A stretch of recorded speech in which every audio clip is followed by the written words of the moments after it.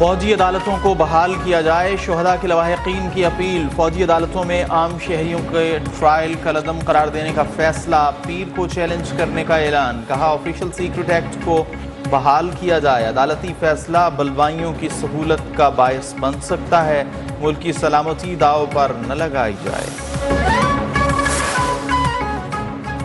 صدر مملکت ڈاکٹر عارف علوی نے نگراں وزیر اعظم انوار الحق کاکڑ کے نام خط لکھ دیا۔ کہا بنیادی حقوق اور ہموار سیاسی میدان کے حوالے سے تحریک انصاف کے خدشات پر غور کیا جائے۔ نگراں حکومت غیر جانبدار اکائی کے طور پر تمام سیاسی جماعتوں کو ہموار میدان فراہم کرے۔ حکومت انتخابات میں رجسٹرڈ سیاسی جماعتوں کو مساوی حقوق دے۔ نگراں حکومت کی پالیسی پر آپ کے حالیہ بیانات باعث اطمینان ہیں۔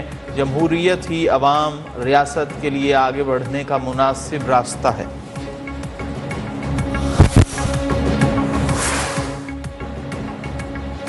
افغان عبوری حکومت دھمکیاں نہ دے، دہشت گردوں کے خلاف کارروائی کرے، پاکستان کو مطلوب دہشت گرد ہمارے حوالے کیے جائیں۔ نگراں وزیر اعظم انوار الحق کاکڑ کا دو ٹوک مطالبہ۔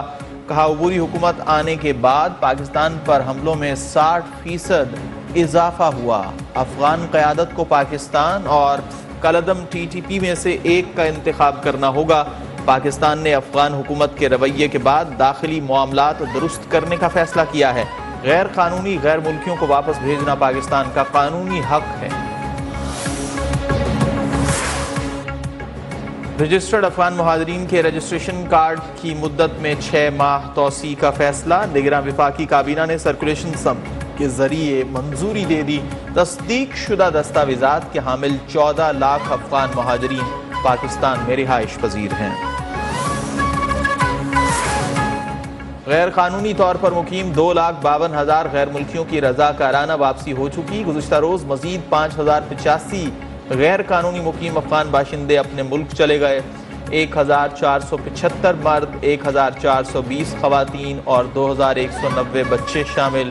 کے پی اور بلوچستان کے مختلف اضلاع میں قائم ٹرانزٹ کیمپس میں روزمرہ کی تمام سہولیات موجود۔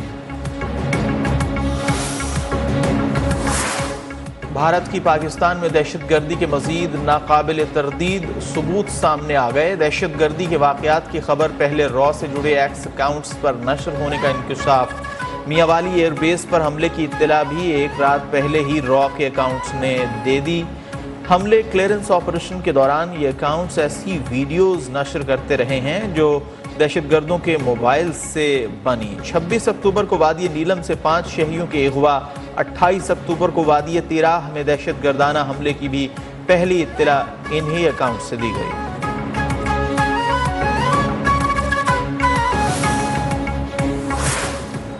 امریکہ کا پاکستان میں سیکیورٹی فورسز پر حملوں پر اظہار افسوس۔ افغانستان سے انخلا کے دوران امریکی افواج نے کوئی سامان پیچھے نہیں چھوڑا تھا۔ ترجمان امریکی محکمہ خارجہ ویدانت پٹیل کی وضاحتیں۔ کہا پاک امریکہ تعلقات کو قدر کی نگاہ سے دیکھتے ہیں۔ پاکستان سمیت تمام پڑوسی ممالک سے افغانیوں کو داخلے کی اجازت دینے کی اپیل۔ غزہ مارچ میں طلباء کی بڑی تعداد میں شرکت۔ امیر جماعت اسلامی کراچی حافظ نعیم الرحمان نے خطاب میں کہا اسرائیلی دہشت گردی میں 5,000 فلسطینی بچے شہید ہو چکے۔ فلسطینیوں کی نسل کشی پر اقوام متحدہ، OIC اور دیگر عالمی برادری مذمتی بیانات کے سوا کچھ نہیں کر رہی۔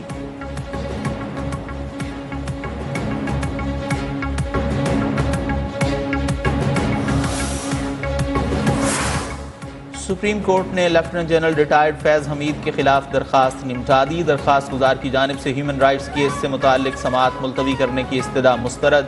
سابق چیف جسٹس ثاقب نثار نے 2018 میں ان چیمبر کیس چلایا۔ کیا چیف جسٹس چیمبر میں سنگل جج کے طور پر فریقین کو بلا کر کیس چلا سکتا ہے؟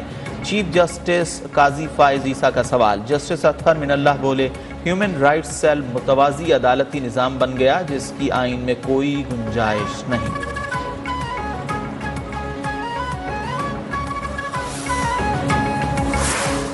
چیئرمین پی ٹی آئی نے سائفر کیس میں فرد جرم چیلنج کر دی۔ سپریم کورٹ نے فرد جرم کی کارروائی کے خلاف دائر درخواست کو نمبر بھی الاٹ کر دیا۔ سپرنٹینڈنٹ ہڈیالہ جیل کی چیئرمین پی ٹی آئی کی بیٹوں سے بات کروانے سے معذرت۔ آفیشل سیکرٹ ایکٹ عدالت میں جواب جمع۔ جج ابو الحسنات کی رخصت کے باعث سماعت پیر تک ملتوی۔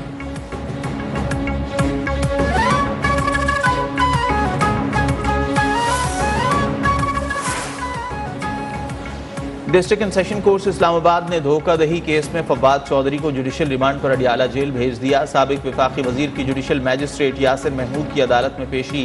کمرہ عدالت میں فواد چودھری کی وکلاء اور اہل خانہ سے مشاورت۔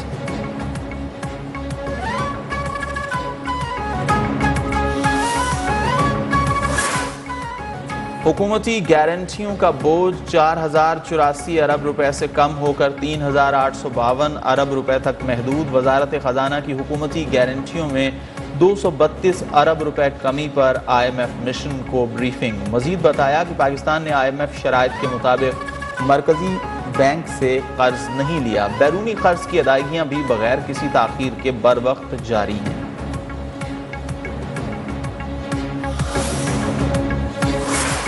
پاکستان سٹاک ایکسچینج میں ریکارڈ تیزی۔ 100 انڈیکس نے سابقہ تمام ریکارڈز توڑتے ہوئے نئی تاریخ رقم کر دی۔ 100 انڈیکس میں 550 پوائنٹس کا اضافہ۔ 100 انڈیکس ٹریڈنگ کے دوران 52,261 پوائنٹس کی نفسیاتی حد پر ٹریڈ۔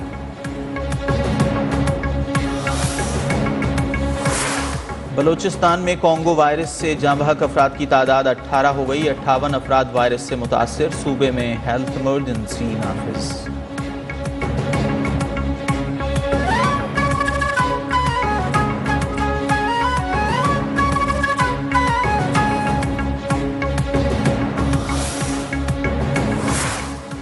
پنجاب میں اسموگ اور شدید دھند سے معمولات زندگی متاثر۔ حد نگاہ محدود ہونے پر موٹر وے کئی مقامات پر ٹریفک کی روانی متاثر۔